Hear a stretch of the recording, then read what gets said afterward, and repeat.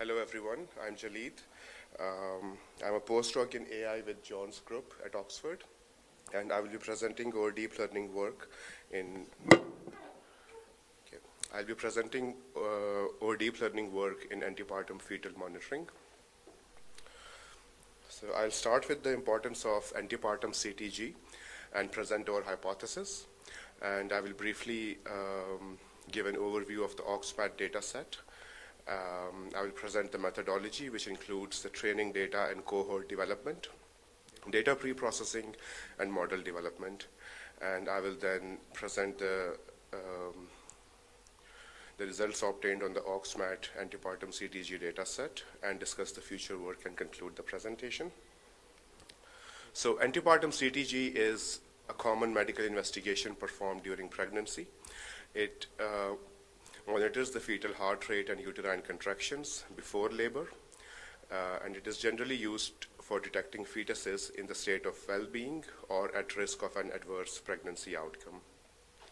The conventional visual interpretation of CTGs is long known to be unreliable, with an inter-observer agreement as low as 29% and a false positive rate of around 60%.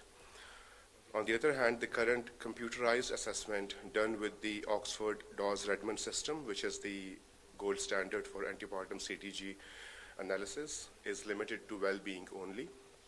Our hypothesis is that AI applied to antepartum CTGs will improve the detection of both healthy babies and those at an increased risk of adverse pregnancy outcomes.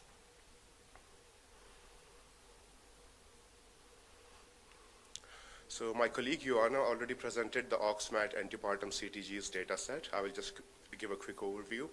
The OXMAT dataset contains over 211,000 CTGs collected from more than 250,000 pregnancies since 1991, and it contains around 250 clinical variables which provide nearly complete data on maternal and neonatal outcomes, including APGAR scores, CPG values, birth weights, delivery, medications, to name a few.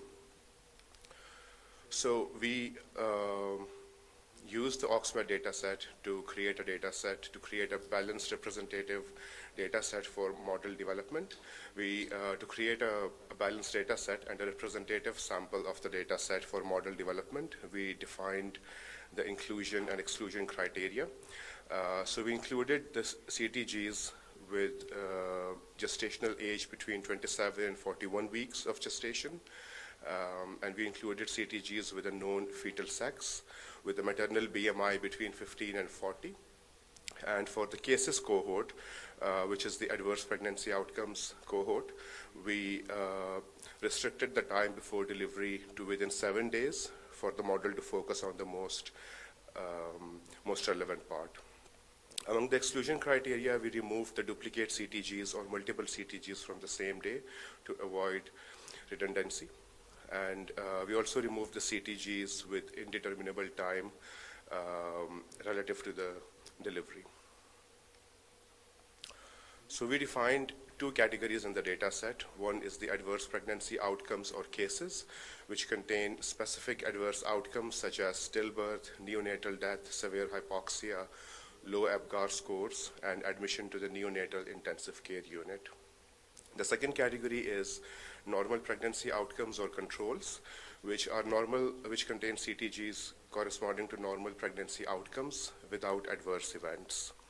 And we performed matching after the inclusion and exclusion criteria. We performed matching using propensity scores based on the confounding members, including confounding variables, including gestational age, fetal sex, maternal BMI, and other key covariates.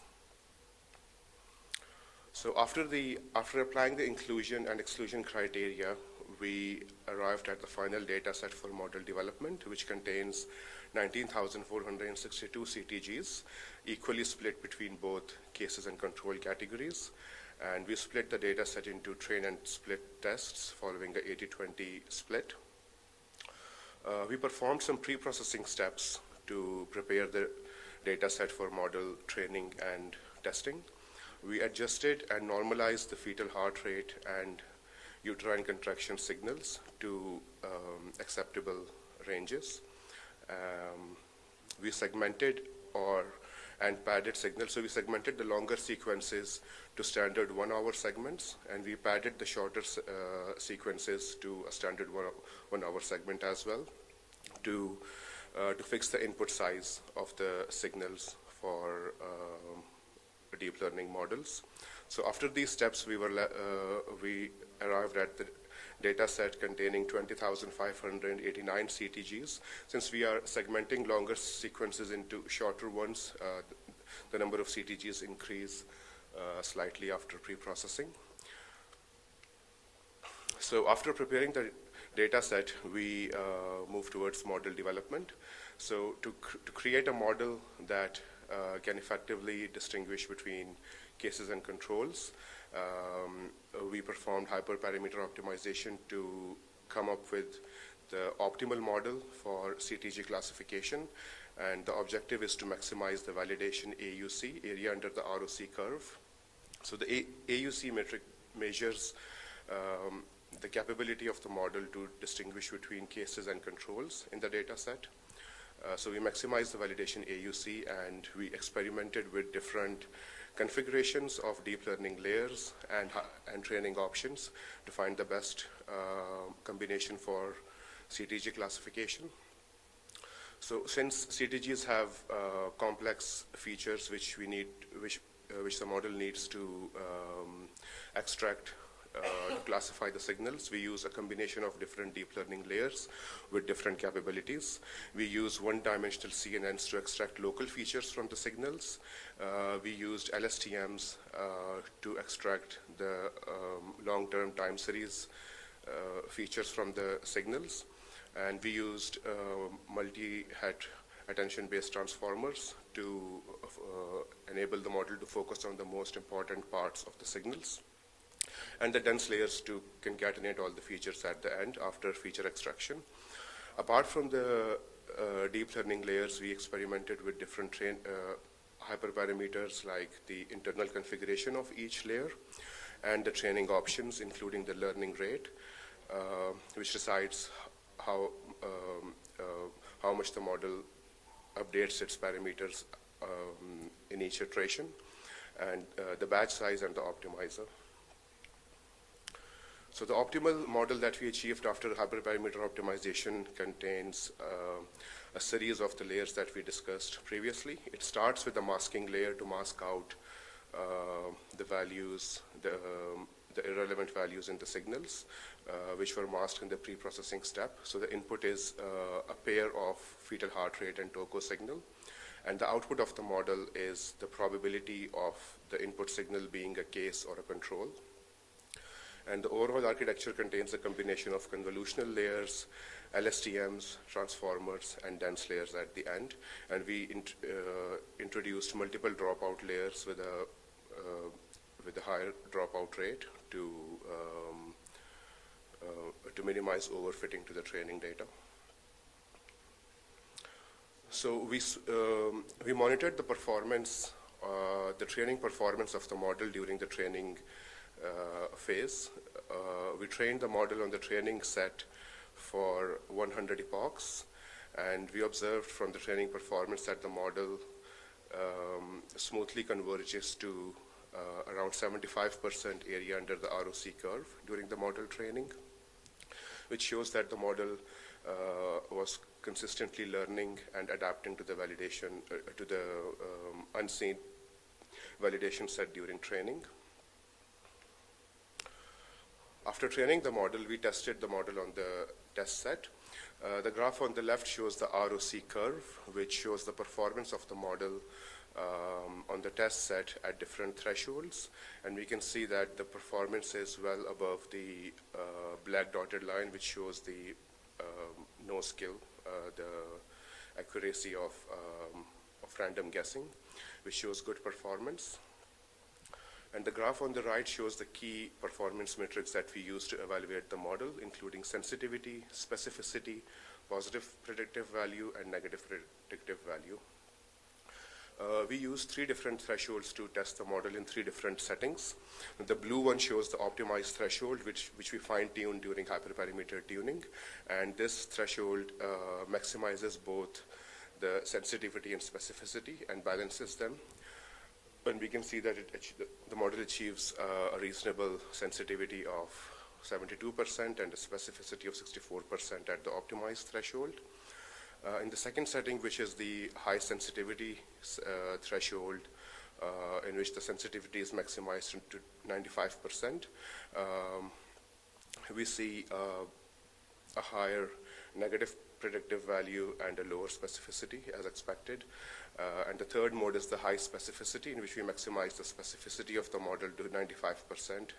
So this graph is to study the trade-off between sensitivity and specificity.